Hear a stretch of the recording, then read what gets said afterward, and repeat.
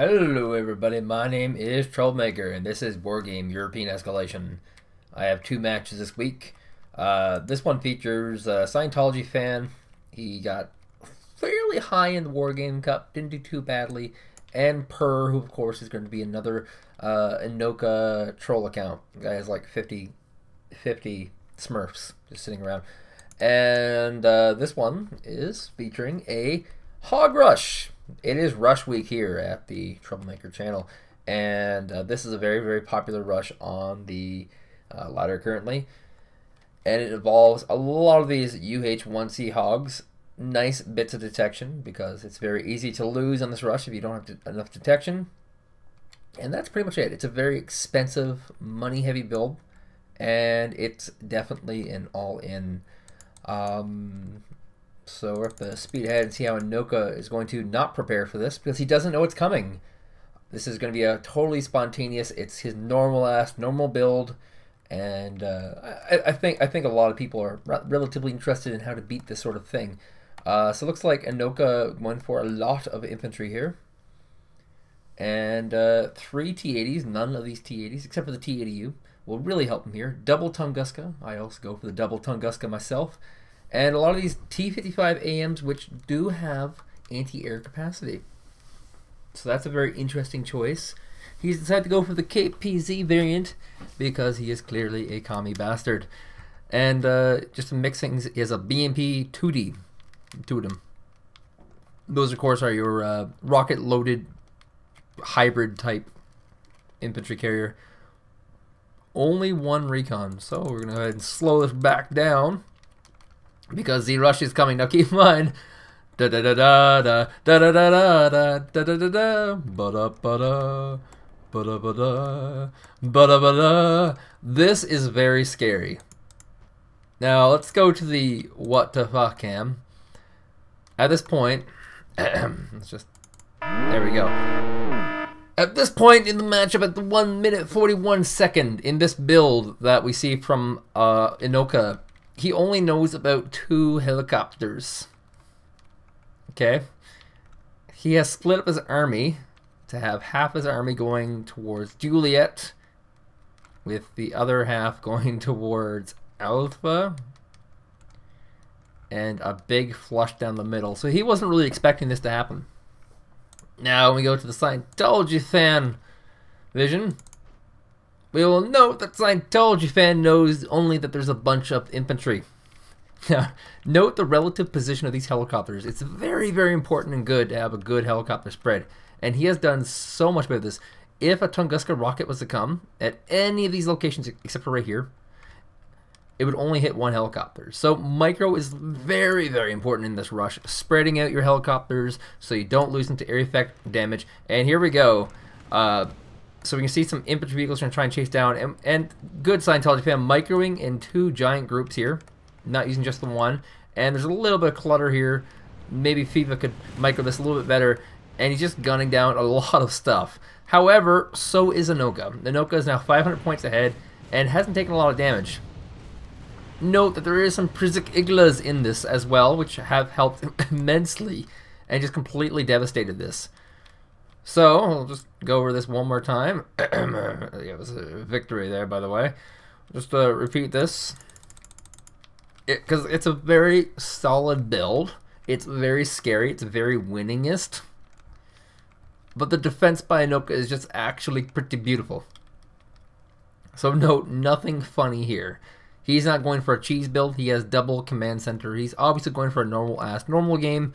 He gets a lot of infantry in his army, which is something that is great as an opener. Great, because it gives you easy position, and it's unlikely that a good player will have a lot of artillery. Bad players will, of course. So no, there's nothing really funny with this. He has 2 vehicles, 2 very expensive vehicles that will be completely useless in the battle. The T-80s are just big giant things that will die. All these infantry carriers are carrying infantry, but most importantly, they shoot up and they can chase things down. The KPZ T55 AMs all shoot up. These BMP 2Ds shoot up. Not the most cost-efficient way. And of course, the double Tunguskas are very good. So we're going to take this slow, because the match has now begun. And we've looked at what Scientology Fan is doing. It's very good, by the way. This is a very solid build order, and it does really, really well. On the ladder, I would say probably about the top, I'd say 20% of the top 100 players in the game got to their position just from this rush. And that says a little bit of the game that it's still pretty rush heavy. So, you know, we'll just go directly to the Enohka can too, just because how he's reacting to this. So he's got a very good split here, by the way. What his normal strategy was to do is to grab Juliet for a location to attack into Golf, Foxtrot, Hotel, and possibly grab Delta as well for 6 points compared to here, which will only be 5, and get overall better income. And note, it's nothing weird with this. He has a single transport helicopter to spot with, and the bulk of his army is, you know, paving through the middle. He wants to get a decent sized attack. Command over here, and push back this large, broad flank. Note, he has a few infantry going this way, going to this alpha base. He wants to have some reinforcements in these bases because they become very, very valuable very easily. And he has another group of infantry coming in here, wanting to grab these bases here. These are all massive crossroads. You can see the any 4-point area where like there's roads crisscrossing like that. It's gonna be huge, and by doing this, that means he secures this route easily, and also means that he secures this route, depending on how he decides to go with this. Now his other command armor is where, because that's kind of important to note with this kind of analysis. Looks like it's gone in the woods. It's gone hiding. I don't know why. That's a little weird. Maybe actually have no idea. It's just really bizarre. What he's going to do with that eventually, it's hard to say right now, but most likely he's going to go for this Delta base. He's probably just playing safe. And no, he's got a lot of anti-air up here. Now he's dropped all the Moto Strelkys, because there's no reason not to, and he's rushing ahead with the BTR 60 pies. The Moto Strelkys just as easily could shoot something down, luckily, or they can act as extra targets for the units to attack. And, you know, there's no dissuading here from Enohka. He has this flank covering this with the Prizik Iglas and the BTR 60 pies rushing forward. And great target fire here, by the way, by Scientology Fan, taking out those. And, you know, clumped in here is a single Prizik Igla, which is a little bit harder to target. And just rushing these infantry carriers forward. The Prizik Igla is really what does all the damage here, however. Note, he's only really engaging this one clump right now. The other clump is right here. And this clump runs into this clump. Now the Tunguskas are, of course, not going the right way. They're going to try and reinforce this, which I guess could be the right way. And he should be splitting up these Tunguskas a little bit better. And this one Prizik Igla is going to do a lot of damage. Note, it's a really cheap infantry unit that he's using here. This is well, it's not that cheap, but it's compared to a Tunguska, which is like 80, that's a pretty cheap anti-air unit. And what the damage it does is actually insane.